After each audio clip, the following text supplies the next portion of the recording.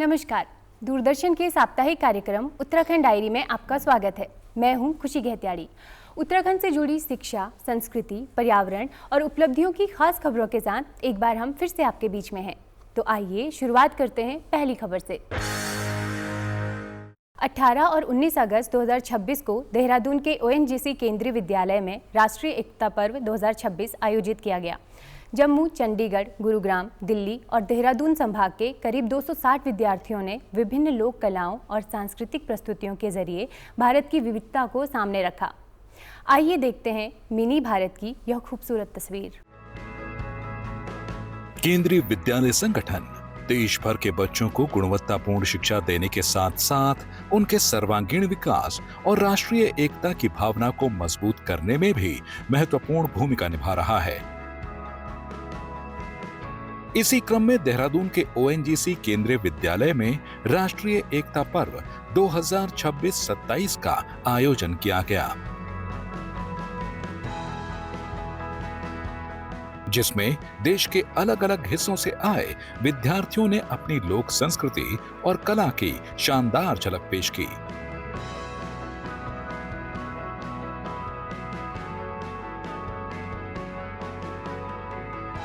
अठारह और 19 अगस्त को आयोजित इस 2 दिवसीय जोनल स्तरीय प्रतियोगिता में जम्मू, चंडीगढ़, गुरुग्राम, दिल्ली और देहरादून संभाग के छात्र छात्राओं ने हिस्सा लिया। अलग अलग भाषाओं, रंग बिरंगे परिधानों और विविध लोक कलाओं से सजे इस आयोजन ने देहरादून में मिनी भारत की खूबसूरत तस्वीर पेश की। It is a great honor for me to share with you all that Kendriya Vidyalaya Sangathan has given the responsibility to organize Rashtriya Ekta Parv at zonal level in Dehradun region, and we feel proud that we have hosted this, and a number of students from different regions like Jammu, Chandigarh, Delhi, Gurgaon, and of course of Dehradun region, they all were here to celebrate this cultural event. And the purpose of this event is to see the students' artistic skills, and it has 3 components especially, Ek Bharat Shresth Bharat, and second is Kala Utsav, and one is Samriddhi. So here now we have organized 2 events.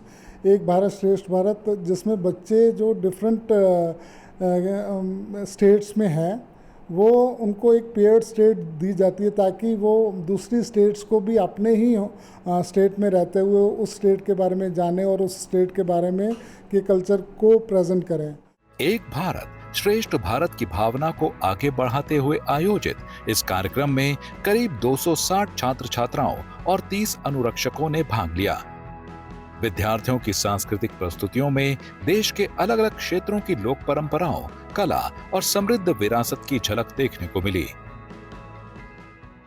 राष्ट्रीय एकता पर्व के अंदर एक भारत श्रेष्ठ भारत व कला उत्सव में विभिन्न प्रतियोगिताओं का आयोजन किया जा रहा है। इस जोनल प्रतियोगिता के अंदर हमारे विद्यालय में 5 संभाग देहरादून, जम्मू, गुरुग्राम, दिल्ली और चंडीगढ़ संभाग के लगभग 260 प्रतिभागी और उनके साथ आए हुए 30 म्यूज़िक टीचर्स, आर्ट टीचर्स इस प्रतियोगिता में भाग ले रहे हैं। इसमें विभिन्न गतिविधियां की जा रही हैं, जिसके अंतर्गत डांस, म्यूज़िक में वोकल सॉन्ग, इसके अलावा 2D, 3D आर्ट और आर्टिफैक्ट्स इसका प्रेजेंटेशन भी किया जा रहा है। मैं बता दूं, EBSB यानी एक भारत श्रेष्ठ भारत जो कार्यक्रम है, इसमें प्रत्येक स्टेट या प्रत्येक रीजन जो केंद्रीय विद्यालय का है उसमें स्टेट्स को दूसरी स्टेट के साथ में पेयर किया गया है। जितने भी विद्यार्थी EBSB की प्रतियोगिता में यहाँ आए हैं वो पेयर की गई स्टेट की सांस्कृतिक झलकियाँ समूह गान के माध्यम से, समूह नृत्य के माध्यम से या अपने आर्ट और आर्टिफैक्ट्स जो वो अपने साथ लाए हैं उसके माध्यम से यहाँ प्रदर्शित कर रहे हैं। इस आयोजन का उद्देश्य सिर्फ प्रतियोगिता कराना नहीं था, बल्कि विद्यार्थियों को अलग अलग संस्कृतियों से परिचित कराना और उनमें राष्ट्रीय एकता, सांस्कृतिक समरसता, आपसी सम्मान और भारतीय संस्कृति के प्रति गौरव की भावना विकसित करना भी था। विभिन्न राज्यों से आए विद्यार्थियों के बीच सांस्कृतिक आदान प्रदान ने इस उद्देश्य को और मजबूत किया। मेरे को केंद्रीय विद्यालय की मदद से ये मिलता है कि जितने भी बच्चों में कला है वो हमारे को प्रेजेंट करने के लिए एक स्टेज मिलता है हमारे को। तो हमारे जितने भी इंस्ट्रूमेंट बजाते हैं या फिर कोई भी कला है बच्चों के अंदर, तो हमारे को प्रेजेंट करने का मौका दिलवाते हैं केंद्रीय विद्यालय। और यहाँ पे मैंने प्रेजेंट करा, मेरे को बहुत कुछ सीखने को मिला। यहाँ पर और बच्चे मिले। यहाँ पर मैं कंपटीशन के लिए नहीं आया, यहाँ पर मैं बच्चों से सीखने को आया हूँ। और यहाँ पे मेरे को ऐसे बच्चे मिले जिनसे मेरे को बहुत कुछ सीखने को मिला। इस पेंटिंग के ज़रिए मैंने 2047 के विकसित भारत की परिकल्पना की है। इसमें मैंने बताया है कि हमें ऐसे भारत की कल्पना करते हैं जिसमें क्वालिटी ऑफ एजुकेशन हो, साइंस के फील्ड में भारत तरक्की करे और यूनिटी एंड डाइवर्सिटी हो, और साथ ही साथ हम अपने कल्चर और हेरिटेज को भी सेव करें। I have made this sculpture with complete clay and terracotta, and with the help of I have made and introduced Viksit Bharat with the lady form, and of course with the satellite, Chandrayaan, the earth element, and I have given all the elements that reflects Viksit Bharat and developed India. विद्यार्थियों ने अपनी कला और रचनात्मकता के जरिए साबित किया कि भाषाएं और क्षेत्र भले ही अलग हों, लेकिन भारत की सांस्कृतिक जड़ें एक हैं।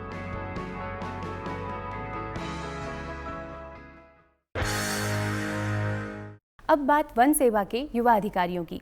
20 अगस्त 2026 को देहरादून के वन अनुसंधान संस्थान में 38वें राज्य वन सेवा अधिष्ठापन पाठ्यक्रम का दीक्षांत समारोह आयोजित हुआ। 2 वर्ष का प्रशिक्षण पूरा करने वाले 28 अधिकारियों, जिनमें की 12 महिलाएं अधिकारी भी शामिल हैं, उनको सम्मानित किया गया। देखिए वन और पर्यावरण संरक्षण की नई जिम्मेदारियों के लिए तैयार इन अधिकारियों की कहानी। 20 अगस्त को देहरादून स्थित वन अनुसंधान संस्थान के दीक्षांत सभागार में केंद्रीय अकादमी राज्य वन सेवा की ओर से 38वें राज्य वन सेवा अधिष्ठापन पाठ्यक्रम का दीक्षांत समारोह आयोजित किया गया। 2 वर्ष का प्रशिक्षण पूरा करने वाले सभी 28 प्रशिक्षु अधिकारियों को इस अवसर पर सम्मानित किया गया।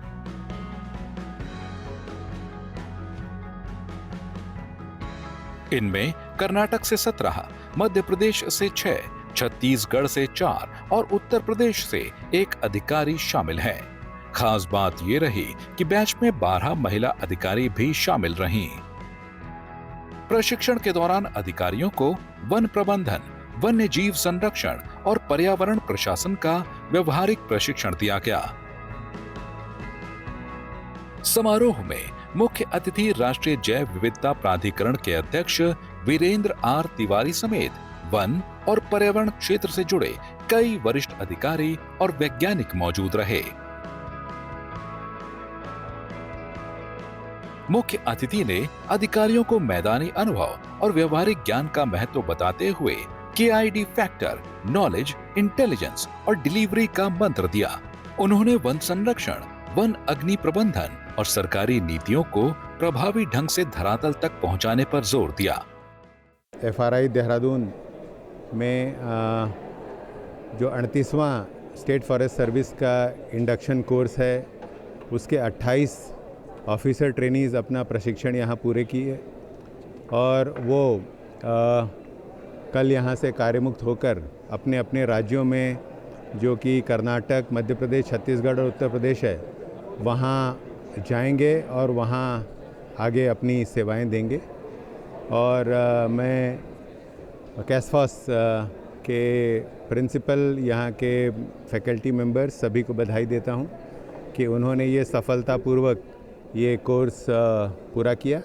और मुझे पक्का विश्वास है कि आज से 20 साल बाद जब भारत अपने आज़ादी का 100वीं वर्षगांठ मना रहा होगा, उस समय ये अधिकारी वरिष्ठ स्तर पर होंगे और देश को पर्यावरण, वन और वन्यजीवों के संरक्षण में एक नई दिशा प्रदान करेंगे और जहाँ पे डेवलपमेंट और कंजर्वेशन का एक बैलेंस स्थापित करने में मदद करेंगे।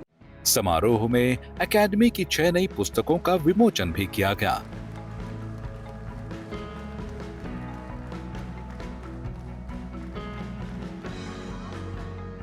अंत में सभी 28 अधिकारियों को डिप्लोमा प्रमाण पत्र प्रदान किए गए, जबकि उत्कृष्ट प्रदर्शन करने वाले प्रशिक्षुओं को विशेष पुरस्कारों से सम्मानित किया गया।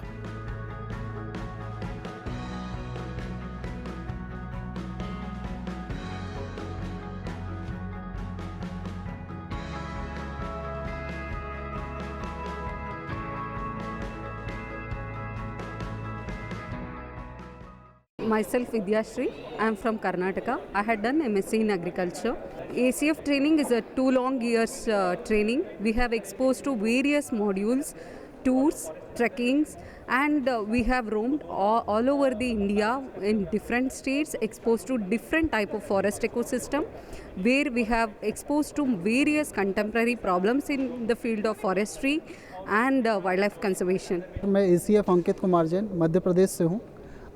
पूरे 2 साल के ट्रेनिंग का एक्सपीरियंस को मैं बयां करूं तो मैंने यहाँ डिफरेंट टूर के माध्यम से जो डिफरेंट चीज़ें सिखाई गई, डिफरेंट स्टेट के एस्पेक्ट्स को मैंने सीखा जिन्हें मैं अपने स्टेट में लागू कर सकूं।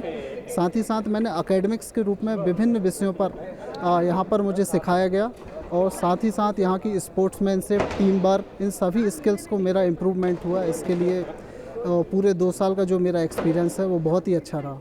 कर्नाटक के शशि कुमार MC ने उत्कृष्ट ऑलराउंड प्रदर्शन के लिए स्वर्ण पदक समेत कई पुरस्कार हासिल किए। हमारा 2 साल का यहाँ का ट्रेनिंग प्रोग्राम था, ये आज का हमारा कन्वोकेशन हुआ है। ये जो 2 साल हमने यहाँ पर बहुत कुछ सीखा है। हमारा क्लासरूम सेशंस हो, हमारा मॉड्यूल्स हो, हमारा फील्ड एक्सरसाइजेस हो, या हमारा पूरा इंडिया का जो टूर्स हुआ है, उससे बहुत कुछ सीखा है। भारत में जो भी अलग अलग दिशाओं में, अलग अलग पार्ट्स में जो भी फॉरेस्ट मैनेजमेंट जो हो रहा है, और जो वाइल्ड लाइफ मैनेजमेंट हो रहा है, और वाइल्ड लाइफ कंजर्वेशन प्रोटेक्शन का इश्यूज़ हो रहा है, वो बहुत कुछ हमने सीखा है यहाँ पर 2 सालों में। और मैं दावे के साथ ये कह सकता हूँ कि हम आगे आने वाले टाइम्स में जो हमारा आज का प्रॉब्लम्स है, जो human wild life negative interaction है, क्लाइमेट चेंज है, और जो स्टाफ का कैपेसिटी बिल्डिंग करना है, वो हम जो मॉडर्न टूल्स है आजकल का, आर्टिफिशियल इंटेलिजेंस हो या जो साइंटिफिक टूल्स हो, उन सब लेकर कम्युनिटीज़ को हमारे साथ लेकर उनको डेवलप करते हुए और दूसरे अलग अलग हैबिटेट्स को कनेक्ट करते हुए हम लोग इंडिया का जो फॉरेस्ट और वाइल्ड लाइफ कंजर्वेशन है उसको आगे बढ़ाएंगे। 2 वर्ष के प्रशिक्षण के बाद अब ये युवा अधिकारी वन, वन्य जीव और पर्यावरण संरक्षण की नई जिम्मेदारियों के लिए तैयार हैं।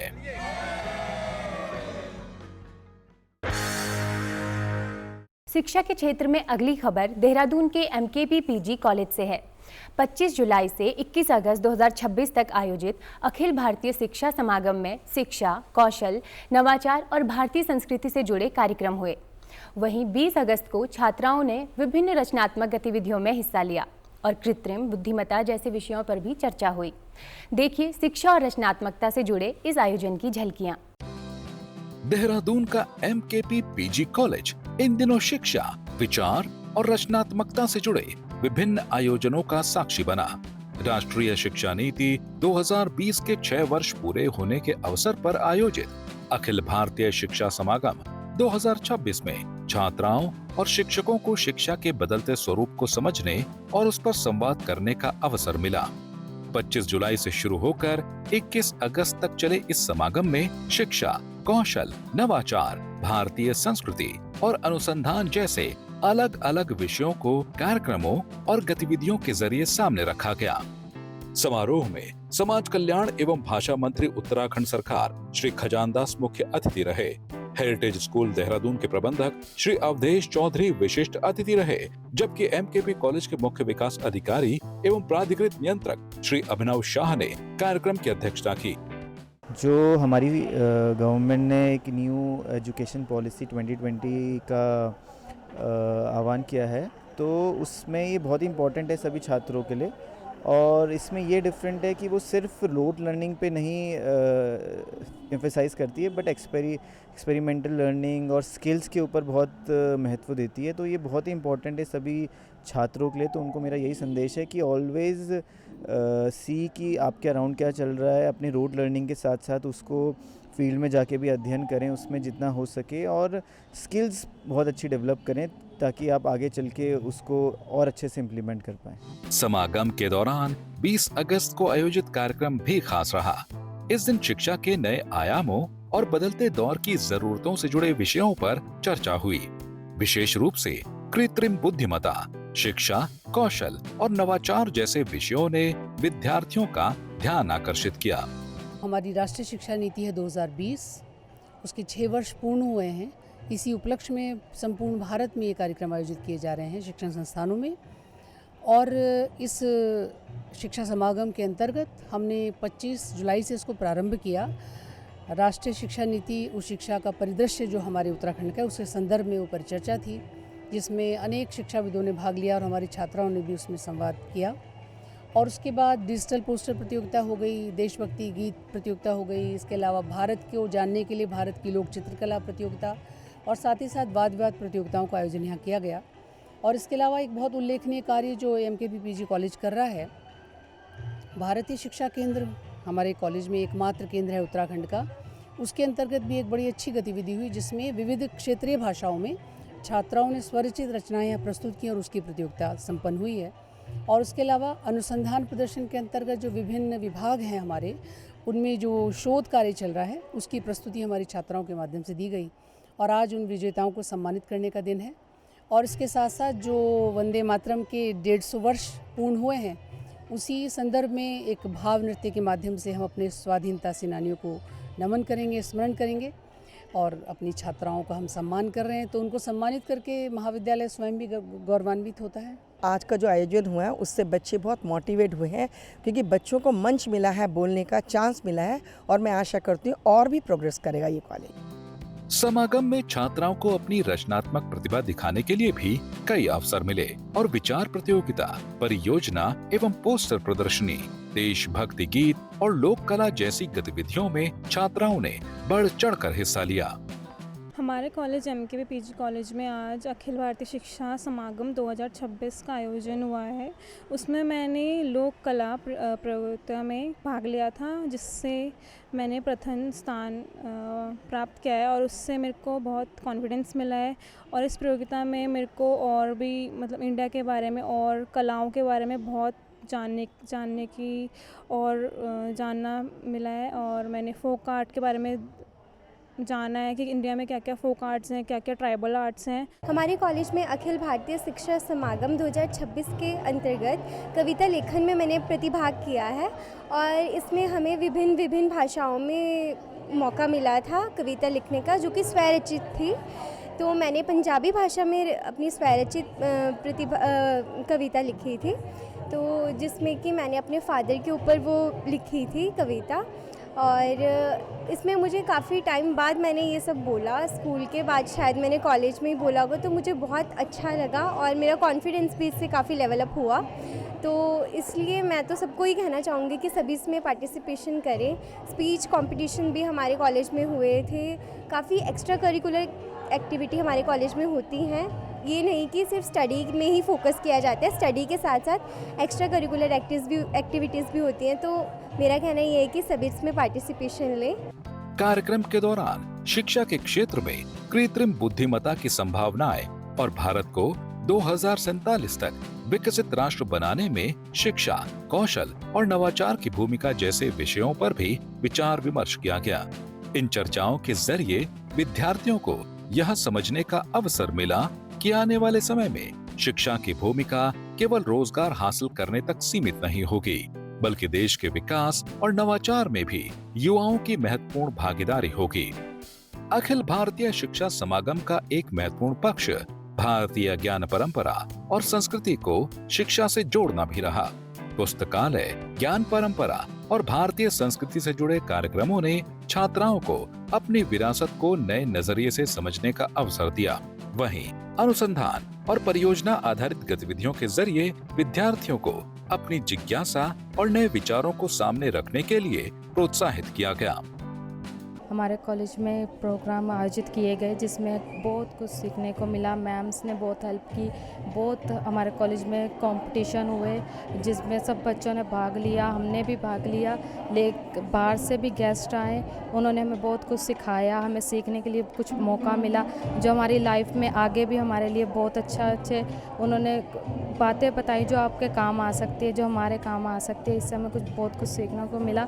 ये कॉलेज में बहुत कुछ सीखने के लिए है। यहाँ पे MKP PG कॉलेज में अखिल भारतीय शिक्षा संगम का 2026 का प्रोग्राम आयोजन हुआ था जिसका समापन है और इसमें सारे वाद विवाद और अलग अलग म्यूज़िक का कंपटीशन हुआ है, ड्राइंग फोक आर्ट का कंपटीशन हुआ है जिससे हमें नई शिक्षा नीति के बारे में पता चला है, हमें प्रोत्साहन मिला है कि हम और पार्ट लें इसमें और इससे हमें और आगे भी हमें और अच्छा ज़िंदगी में और काम आएगा ये कि हमें न्यू चीज़ें के बारे में पता चला है। ऐसे आयोजन विद्यार्थियों के आत्मविश्वास को बढ़ाने के साथ उन्हें संवाद, प्रस्तुति और टीम वर्क जैसे जरूरी कौशल विकसित करने का अवसर भी देते हैं। अखिल भारतीय शिक्षा समागम 2026 का समापन और सम्मान समारोह 21 अगस्त को आयोजित किया गया। इस दौरान विभिन्न प्रतियोगिताओं में बेहतर प्रदर्शन करने वाली छात्राओं को सम्मानित किया गया। अब बात उत्तराखंड की लोक संस्कृति को राष्ट्रीय पहचान दिलाने वाली गढ़वाली फिल्म ढोली की। फिल्म को 72वें राष्ट्रीय पुरस्कार में सर्वश्रेष्ठ गढ़वाली फिल्म के लिए रजत कमल से सम्मानित किया गया है। ढोली अब अक्टूबर 2026 में सिनेमाघरों में रिलीज होने जा रही है। देखिए उत्तराखंड की लोक संस्कृति ढोल दमाऊं की परंपरा से जुड़ी इस खास फिल्म की कहानी। उत्तराखंड की लोक संस्कृति, परंपराओं और सामाजिक सरोकारों को बड़े पर्दे पर जीवंत करने वाली गढ़वाली फीचर फिल्म ढोली ने राष्ट्रीय स्तर पर प्रदेश का गौरव बढ़ाया है। 72वें राष्ट्रीय फिल्म पुरस्कार में सर्वश्रेष्ठ गढ़वाली फिल्म के लिए रजत कमल से सम्मानित ढोली की इस उपलब्धि के उपलक्ष्य में देहरादून के दून पुस्तकालय सभागार में विशेष कार्यक्रम आयोजित किया गया। कार्यक्रम में फिल्म की राष्ट्रीय उपलब्धि, आगामी रिलीज और इसकी कहानी से जुड़े सामाजिक सरोकारों पर चर्चा हुई। इस दौरान फिल्म का गीत और ट्रेलर भी लॉन्च किया गया। ढोल का जो है गढ़वाल में बहुत एक अहम स्थान है, पूजा जाता है। वो हर उपलक्ष्य में ढोल की मौजूदगी होती है, जैसे भले ही जन्म हो, मृत्यु हो, शादी हो, ब्याह हो, किसी भी तरह का। और ढोली जो है, जो इसे बजाता है, वो हर मौके पर उपस्थित रहता है, पर उसका जो समाज में एक तरह से स्थान है वो उसके ढोल के अनुसार उस लेवल का नहीं है, उसे हेय दृष्टि से देखा जाता है। तो इस जो सामाजिक एक तरह का अभिशाप हम लोग लेकर जी रहे हैं, उसको दिखाने का इस फिल्म में प्रयत्न किया गया है। और ये बहुत महत्वपूर्ण है कि हम ऐसे मुद्दे को, ऐसे ज्वलंत मुद्दे को हम सामने लेकर आए हैं। यही इस फिल्म का जो मेन मकसद रहा है। निर्देशक दिनेश पी भोसले के निर्देशन में बनी ढोली ढोल दमाऊं की समृद्ध परंपरा और ढोली समुदाय के जीवन, संघर्ष और सामाजिक बदलाव की कहानी को केंद्र में रखती है। क्षेत्रीय रीजनल लैंग्वेज फिल्म में क्या होता है कि ऑडियंस मीन्स पर्टिकुलर एक 3-4 लैंग्वेज छोड़े तो बाकी लैंग्वेज में बहुत, जैसे ये गढ़वाली लैंग्वेज में भी ऑडियंस बहुत कम है। पर अब अच्छी फिल्म बना के वो थिएटर में लेके आते हैं। थिएटर में लेके आनी चाहिए, ऑडियंस वहाँ पे आना चाहिए। कोई भी फिल्म इंडस्ट्री अगर बढ़ती है और उसका अगर राइज हो जाती है तो उसके लिए फ़िल्म चलना बहुत इम्पोर्टेंट है। और फिल्म चलने के लिए ऑडियंस ने टिकट खरीद के थिएटर में आना ज़रूरत है।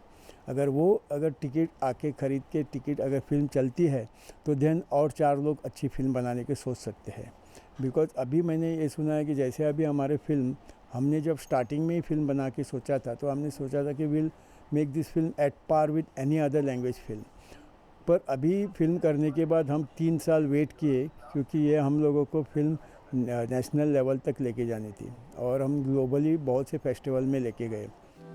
फिल्म की कहानी, गीत और गढ़वाली संवाद डॉक्टर नंद किशोर हटवाल ने लिखे हैं, जबकि पटकथा दिनेश पी भोसले और कहानी, विकास व हिंदी संवाद शिशिर कृष्ण शर्मा ने लिखे हैं।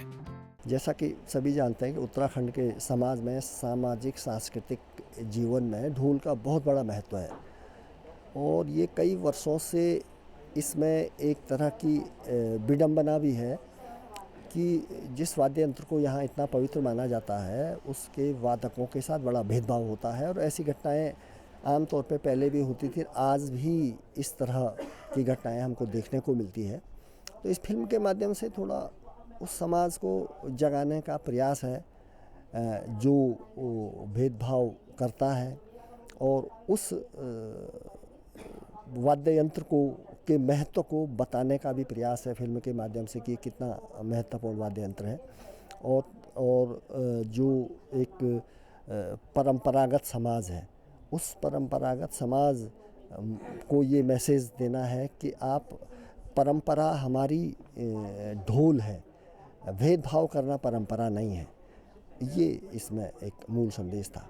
राष्ट्रीय सम्मान हासिल करने से पहले ढोली देश विदेश के कई प्रतिष्ठित फिल्म समारोहों में अपनी मौजूदगी दर्ज करा चुकी है, जिनमें Kolkata international film festival, Jagran film festival Dehradun, Indian film festival Stuttgart और rainbow international film festival London शामिल हैं। फिल्म को 31 दिसंबर 2024 को यू प्रमाण पत्र भी मिल चुका है। जो कहानी है, मतलब ढोल जिसे कहते हैं, वही का कहानी, इसकी अहम विषय जो है वो मुझे बहुत अच्छा लगा क्योंकि बहुत ही मतलब ऐसा मुद्दा उठाया गया कि जिसे जल्दी से कोई छूता नहीं था और एक टीम आई जिस मतलब जो कहें तो अदर स्टेट्स के हैं, उसने इस चीज़ को समझा और इसकी गंभीरता को समझकर इस पर फिल्म बनाई। ये मुझे सबसे अच्छी बात लगी। अब राष्ट्रीय सम्मान की इस चमक के साथ ढोली अक्टूबर 2026 में सिनेमा घरों में दस्तक देने के लिए तैयार है। यानी यह सिर्फ एक फिल्म की रिलीज नहीं बल्कि उत्तराखंड की मिट्टी, लोक धुनों, परंपराओं और उन आवाजों के बड़े पर्दे तक पहुंचने की कहानी है जिन्हें लंबे समय से सुना और समझा जाना जरूरी है। उत्तराखंड के जब इतिहास की बात करें सिनेमा के संदर्भ में तो हम पाते हैं कि इंटरनेशनल लेवल पर अगर आपको पहचान मिलती है, नेशनल अवार्ड हमें मिला है एक बोली को, एक क्षेत्रीय बोली के हिसाब से, तो ये अपने आप में एक बहुत चुनौतीपूर्ण और जिम्मेदारी भरा एहसास है कि आगे जो बनने वाली हमारी फिल्म है वो इस सीमा रेखा को, जो हमारे आसपास एक रेखा खींच दी गई है, एक लकीर खींच दी गई है, उसके आगे जा पाएगी कि नहीं। और सार्थक सिनेमा के संदर्भ में अगर हम सोचें इस बात को तो ये एक बहुत ही बड़ा मतलब हमें मौका मिला है कि हम समझ पाएँ कि गढ़वाल में क्या क्या कहानियाँ हैं, उत्तराखंड में किस तरह की कहानियाँ हैं, किस तरह की संस्कृति है, किस तरह की पीड़ाएं हैं, किस तरह के सुख हैं, खुशी हैं, आम जन किस तरह से चीज़ों को देखता है। और बहुत बारीकी में जाएं तो ढोली कहानी में भी इसी तरह की चीज़ निकल कर आई है कि ढोल इतना प्रासंगिक है हमारे खुशी से लेकर और दुख तक में, लेकिन उसी जो इंसान उसे बजा रहा है उसको उस तरह का सम्मान नहीं मिलता है। और आखिर में, और बहुत ये फिल्म सकारात्मक है, जिस तरह से हम आपने आम जीवन में, एक सामाजिक जीवन में देखते हैं कि नकारात्मकता रहती है, लेकिन फिल्म के माध्यम से इन्होंने इसको इतना अच्छा मोड़ दिया सर ने, हमारे निर्देशक दिनेश पी भोसले सर ने, कि वो एक हमें सकारात्मक एहसास कराती है और हमें ये सिखाती भी है कि हमको अपनी रूढ़ियों को तोड़ना भी है और साथ समाज में सबको साथ लेकर चलना है। एक्चुअली मुझे क्या लगता है इस मूवी का जो सब्जेक्ट है, हम जो बात करें सब्जेक्ट पे, वो एक ऐसा सब्जेक्ट है जो मतलब बहुत ही संवेदनशील सब्जेक्ट है। मैं बात करूँ ढोली, तो ढोली एक अपने में एक ऐसी कम्युनिटी, एक समुदाय है कि जो काफ़ी समय से बहुत सारी अपने आप में भेदभाव से रिलेटेड बहुत सारी चीज़ें झेलता आ रहा है। तो एक ऐसा सब्जेक्ट था जिस पे ये काम हुआ है और मतलब ये बहुत सारे सब्जेक्ट से हटके एक सब्जेक्ट है जो हमारा अपना सब्जेक्ट है, रूट सब्जेक्ट है, क्योंकि हम लोग रूट हैं, मतलब जो हमारा रूट है यहाँ का, तो पूरा ढोली समुदाय भी हमारे एक रूट से जुड़ा है उत्तराखंड के। तो उस सब्जेक्ट को उठा के और इस तरीके से इसको फिल्माना कि वो एक नेशनल अवार्ड तक जा पाए, तो अपने आप में इसको काफ़ी अलग बताता है अपने आप में। आपके इस मंच से मैं ज़रूर बात करना चाहूँगा, जितने भी युवा हैं, जितने भी इंटरेस्टेड हैं क्षेत्रीय भाषा में काम करने के लिए, प्लीज़ अगर आपको लगता है आप काम कर सकते हैं एज एन एक्टर, डायरेक्शन में, प्रोड्यूसर, एज अ प्रोड्यूसर आप काम करना चाहते हैं इस क्षेत्रीय भाषा में, क्षेत्रीय फिल्मों में, तो प्लीज़ आप आगे बढ़ के आएँ, क्योंकि बहुत ज़्यादा ज़रूरत है अच्छे सिनेमा की, अच्छे क्षेत्रीय फिल्मों के बनने की। तो एक तो ये है कि जो काम करना चाहते हैं, और एक जो हमारे दर्शक हैं, जितने भी यूथ हैं, उनसे ज़रूर बोलना चाहूँगा कि प्लीज़ हम लोगों से कनेक्ट कीजिए।